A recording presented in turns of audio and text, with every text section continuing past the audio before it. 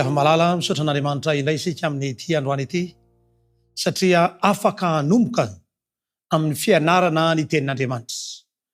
Anatanteraka izao famelabelara rakevitra raha tsoatra masina izao isika hianatra hamantatra ny sitrapon'Andriamanitra araka izay voalaza ny tenin'Andriamanitra.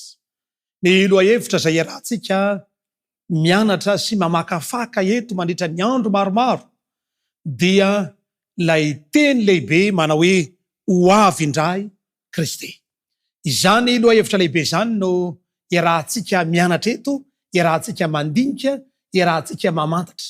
Mila fantaritsika ny sitrapon'Andriamanitra satria manana zavatra tiana ho ambara, tiana ho lazaina amiko, tiana ho lazaina aminao ary tiana ho lazaina amin'ny fianakaviana manontolo Kristy. Rehefa malala ho avy indray Jesosy. Izany no lohahevitra lehibe miezinezina izay tokony ho fantatsika tsirairay avy, fantatra ny fianakaviana rehetra, fantatra izao tontolo izao fa ho avy Jesosy.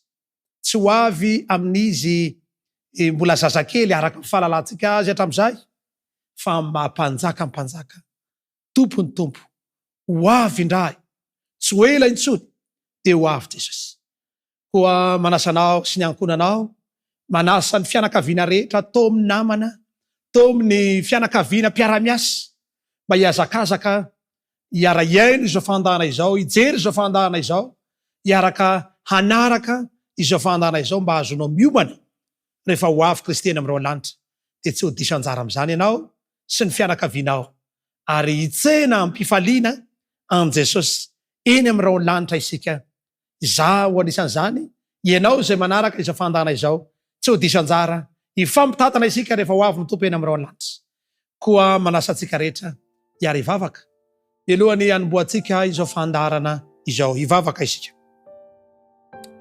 Jehovah Andriamanitra, ty androany ity dia hianatra ny teninao zahay, makasika ny fihevinao, hiresaka momba an'izany ho avy indray Jesosy.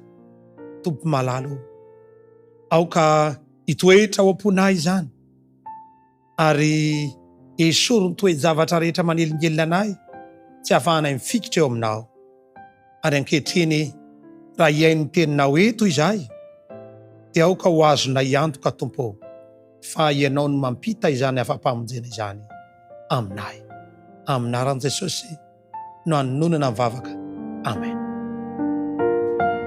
Dia ava-malala, anisan'ny zavatra lehibe izay mampametram-panontaniana ny maro ny amin'ny hoe ahoana ny amin'ity fiainana ho avy ity.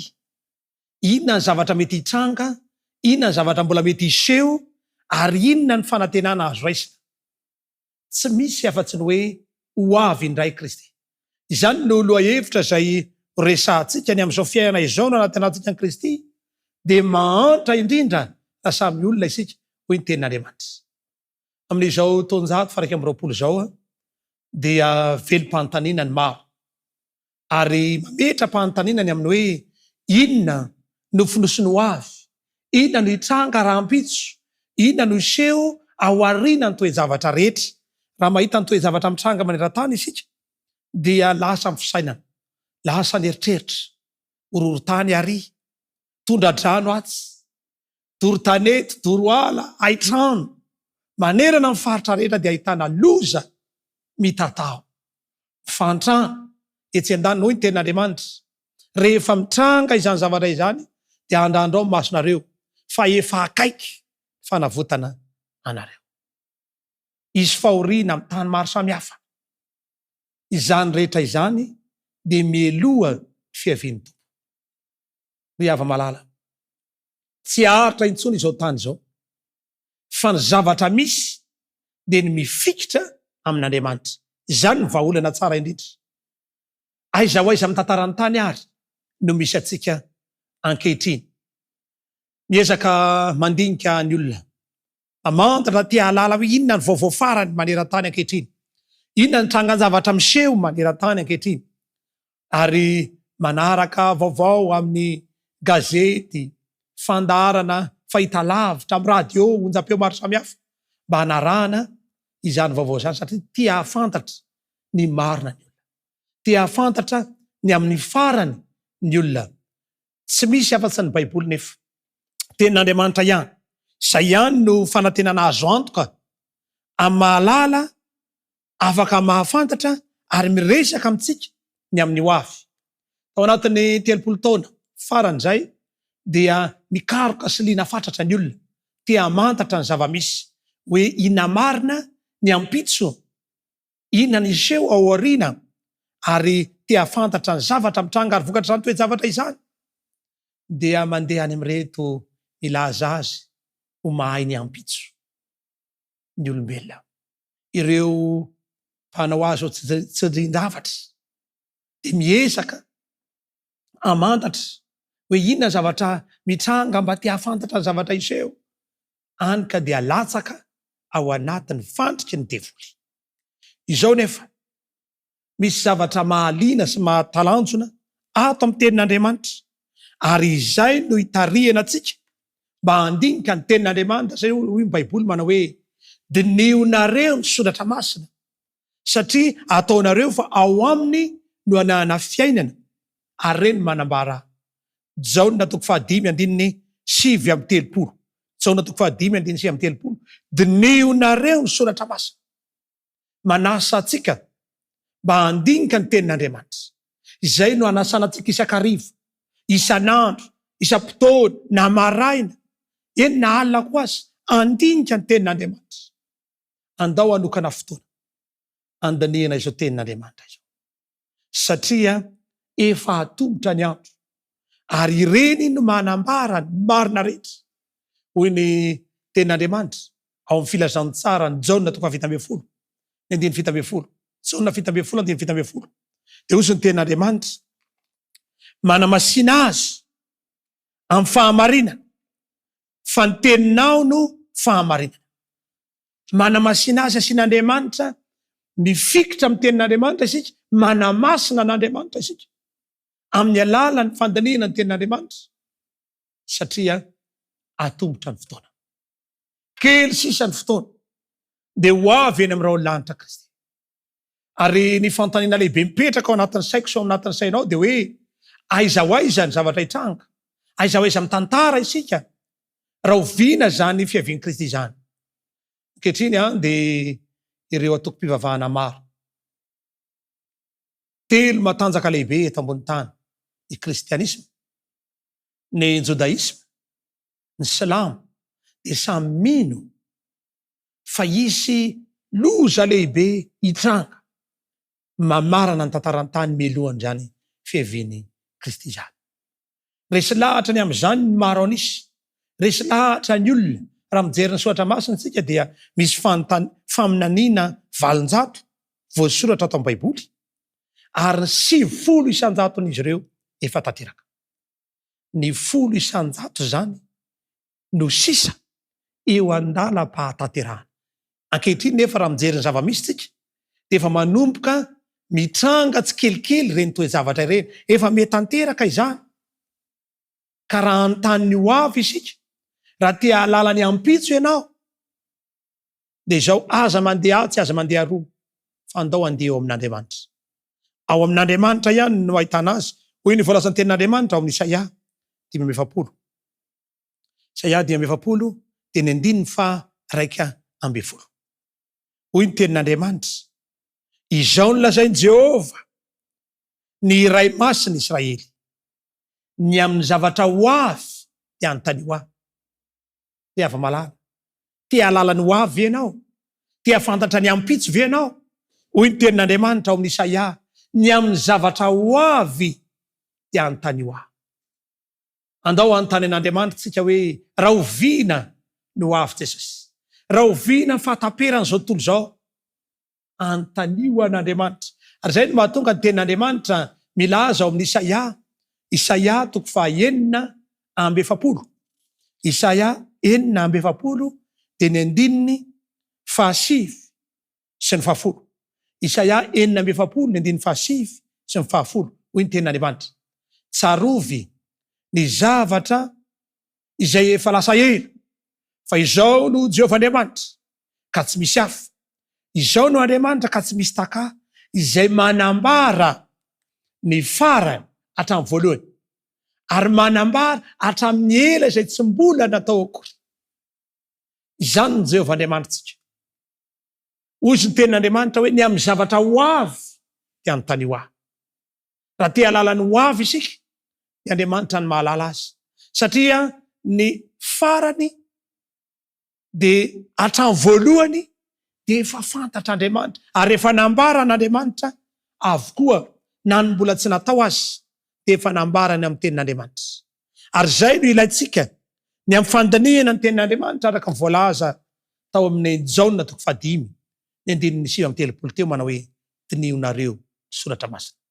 Tsy mamakimaky fotsiny tsika, tsy safosafona fotsiny ny tenin'Andriamanitra, fa tena dinihana lala, fakafakana, ienarana tenin'Andriamanitra.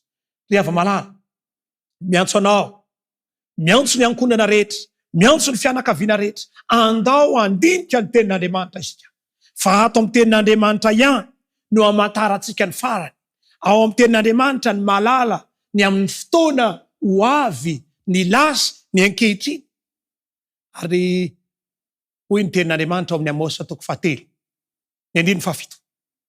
Amosa 7:7. Tsy manao na inona tokoa Jehovah Tompo raha tsy milaza ny heviny amin'ny mpaminany mpanompony.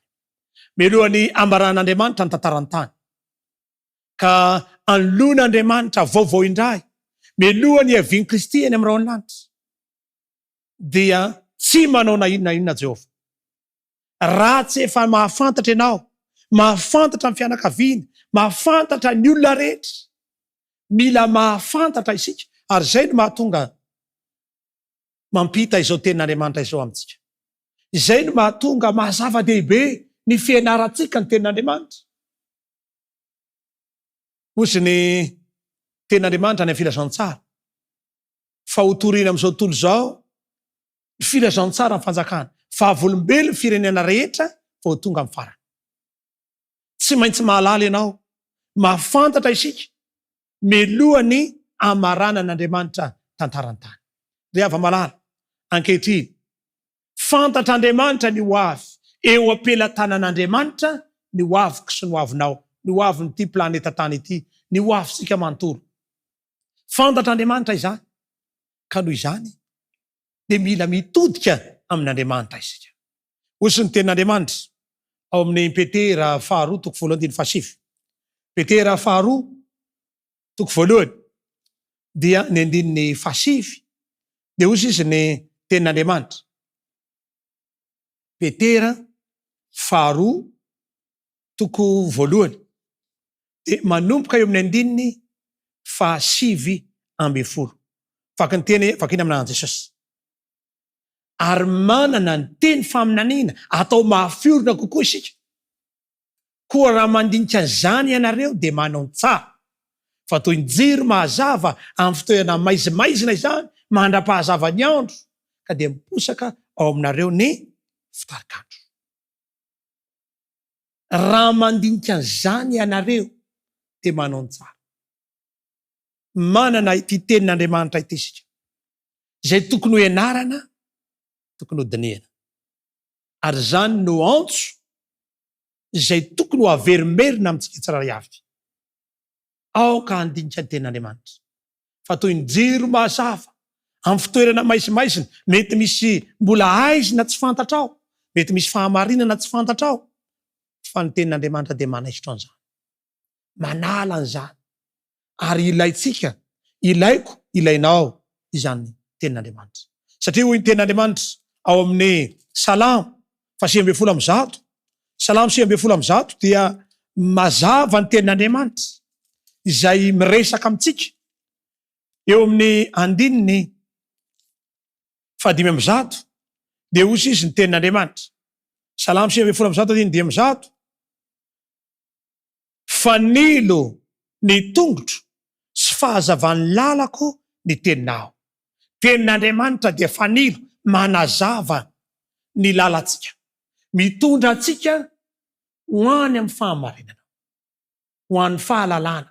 Satria ozy ny tenin'i Kristy manao hoe mahadiso hevitra anareo tsy fahalalana soratra masina. Ka mitona atsika mba ho amin'ny fahalalana ny tenin'Andriamanitra.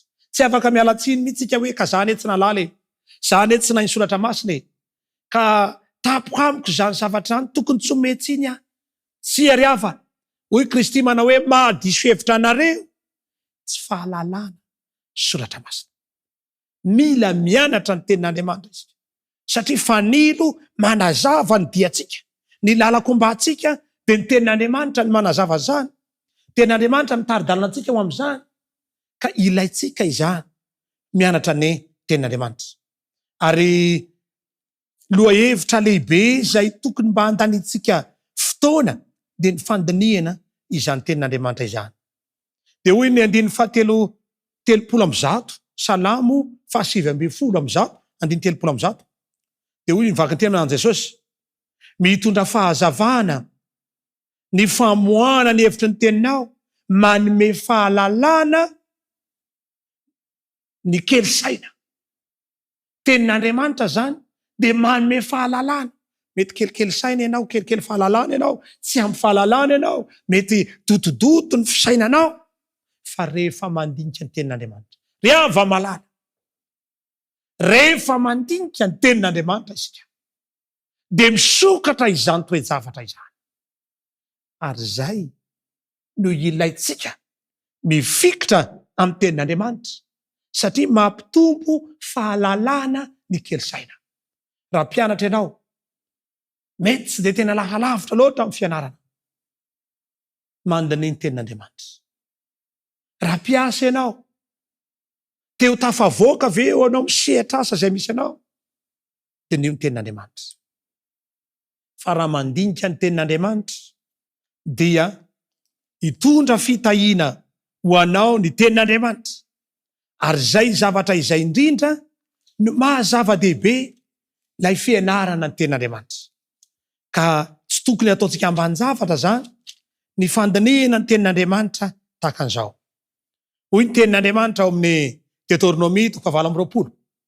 Deutéronomie 20 dia ny 1 sy manaraka. Hoy ny tenin'Andriamanitra, raha miaino tsara ny feon'ny Jehovah Andriamanitra ao ianao ka mitandrina sy manaraka ny didiny rehetra izay omeko anao anio, dia asandratry Jehovah ambonin'ny tany ianao. Ary ho tonga aminao izao fitahiana rehetra izao. Dia be dehibe ny fitahiana lazainy eo. Raha miaino tsara ny tenin'i Jehovah Andriamanitra ianao, ho tahiana ianao any an-tsaha, ho tahiana ny ateraky ny biby fiompinao, ho tahiana ny vilianao, ho tahiana izay ao an-tranonao, ho tahiana izay zavatra ataotsika. Tonga fitahiana ho atsika ny zavatra rehetra satria miaino ny tenin'Andriamanitra isika, mianatra tenin'Andriamanitra isika. Ary hoy ny mpanao salamo manao hoe ao-poko, ato am-poko no iraketako ny teninao mba tsy hanontako aminao. Raketinam-po, raisinam-po zany ny tenin'Andriamanitra. Rehefa malala, azo atao tsara ny mianatra ny tenin'Andriamanitra. Azo atao tsara satria tsy sarotra ny tenin'Andriamanitra indray dia alay-panahy manao hoe tenin'Andriamanitra ane tsy ny olona rehetra ny mahay mandinika azy. Sarotra io. Ny pastora sy ireo mpitondra fivavahana ny tokony hianatra izany. Hoy ny tenin'Andriamanitra ao amin'ny Apokalipsy 2:20. Apokalipsy 2:20. Ary hoy izy tamiko, aza asiana tombo-kase ny amin'ny teny ny faminaniana amin'ity boky ity, fa atombotra ny andro. Efa atombotra ny andro. Dia tsy asiana tombo-kase, zany hoe tsy hidina zany fa misokatra ho an'ny olona rehetra ny tenin'Andriamanitra.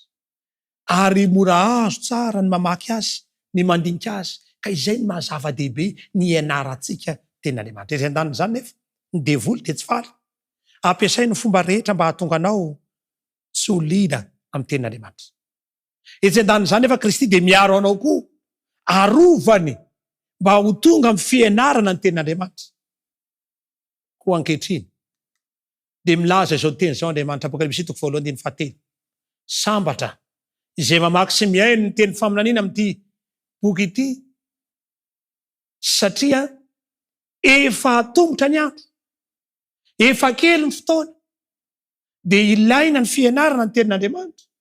Sambatra izay mamaky, mila mamaky tenin'Andriamanitra ianao, mila miaino tenin'Andriamanitra ianao, ary tsy ampy fotsiny zany hoe mamaky sy miaino zany, fa mila mitandrina arahana atsaka sy andavany ny voalaza ny tenin'Andriamanitra.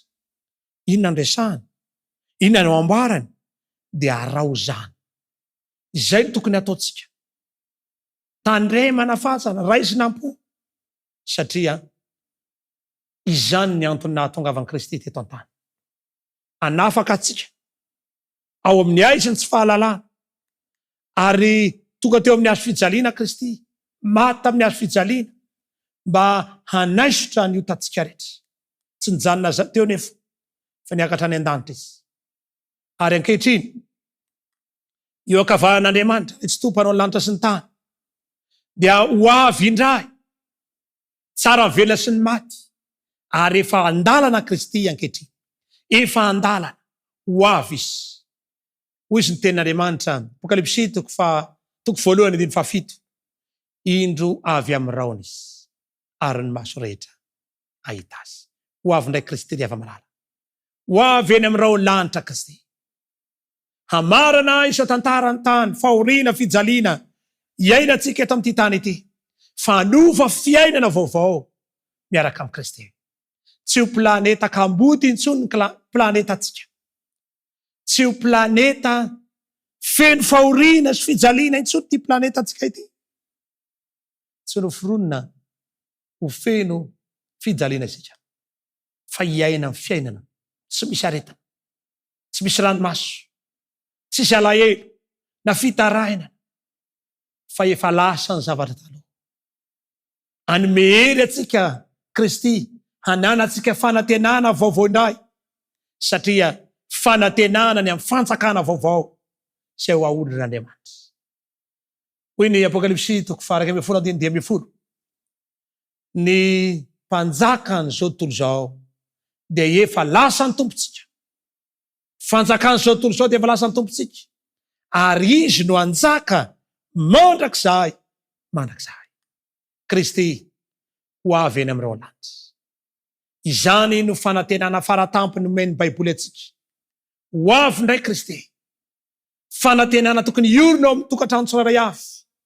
Mila mitodika amin'ny tenin'Andriamanitra isika, satria hanome fanantenana ny amin'ny fanjakana vaovao Andriamanitra, fiarahamonina vaovao, fitarika vaovao, ary fiaviany tompo no ilaitsika ho amin'izany fanantenana izany. Indro nahita tahaka ny rahona fotsy aho, nisy mipetraka teo amboniny, dia tahaka ny zanak'olona, dia tsy inona izany fa Kristy izany. Kristy ilay ho avy indray, misatroka volamena, miaraka amin'ny fijinjahana eny an-tanany, ary miaraka amin'ny anjely rehetra. Ho avy Kristy. Vonina ve ianao hamarana ny tantarany tany miaraka amin'ny Kristy? Andao rehefa malala, hitodika amin'ny tenin'Andriamanitra, andao hianatra ny tenin'Andriamanitra isika, andao hifikitra amin'ny Kristy isika, andao hipetraka eo an-tongotry Jesosy. Tadidinao angamba n'ilay tantara kely anankiray, Marta sy Maria. Marta dia seriny de seriny sy mebiseby mihitsy satria handray vahiny. Maria kosa dia efa seriny ihany koa fa hiaino an'i Kristy. Tonga Kristy nandondona tao ambaravarana izy ro vavy, no raisiny ampifaliana, ary dia tonga tao a-tokantrano. Maria dia nipetraka teo tonga Kristy niaino ny tenin'Andriamanitra, niaino ny tenin'i Kristy, ary nandray ampoan'izany. Marta kosa dia sahirana ny karakara tany an-dakozia tany, nanomana ny sakafo, nanao ny fiantsenana izay heverina hahafalifaly an'i Kristy. Nomboka reraka Marta, sahirana izy, dia nanomboka niteny tamin'ilay rahavaviny hoe, zao ve de mba mety zao ataonao zao miady rery ato nahoana ny delozanao mipetraka fotsiny re ava malala mazava ny tenin'i Kristy. Ry Marta ianao de miasa fantatra sahira tsay vezivezy eseroa fa marino safidy de njaratsara tsy esorina aminy. Indraindray de taka Marta isika tena mivezivezy avejaveroantsika amin'ny zavatra rehetra fa adinontsika ny mitoetra eo atongotry Kristy. Adinontsika ny mandany fotoana mianatra ny tenin'Andriamanitra eo atongotry Kristy. Ho avy Jesosy eny amin'ny rao lanitra so de variana miazakazaka maro samy hafa ianao fa ny tena ilainao mitoera eo atongotry Kristy, mianara ny tenin'Andriamanitra, ienoy ny tenin'Andriamanitra fa ilaitsika izany. Miantso anao Kristy ankehitriny, te hanatsotra ny tanany aminao izy, te hamonjy anao izy. Anatoana ny Kristy, tianao ve ny andray an Jesosy mba ho mpamonjy ny tenanao manokana? Raha sitrakao zany de mangataka anao mba hanondrika ny lohanao ary anakipy ny masonao fa hivavaka ho anao manokana. Hivavaka isika. Ray masonao, sotra no ny teninao, ampitoero atao anatina izany ary ankehitriny Tompo ampianaro hitoetra eo atongotrao zahay. Isoro ny toy zavatra rehetra izay manelingelina anay ka ampivezivezy anay fa aoka kosa hifikitra sy hifantoko aminao zahay Tompo. Raiso zay Jesosy eo, raiso anao manontolo ary vonina n'olo-tena ho anao. Ka raha ho avy ianao amin'ny marina izao tantara izao de vonina izahay hitsenanao, vonina izahay hanolotra ny fonahy ho anao naran'i Jesosy. Amen. Tain'Andriamanitra ianao ary ho tahin'Andriamanitra isika rehetra. Ka ny tokantranonao de tokantrano ho vakian'i Kristy, ho tsidian'i Kristy amin'ity androany ity. Tanao ane Jesosy. Amen.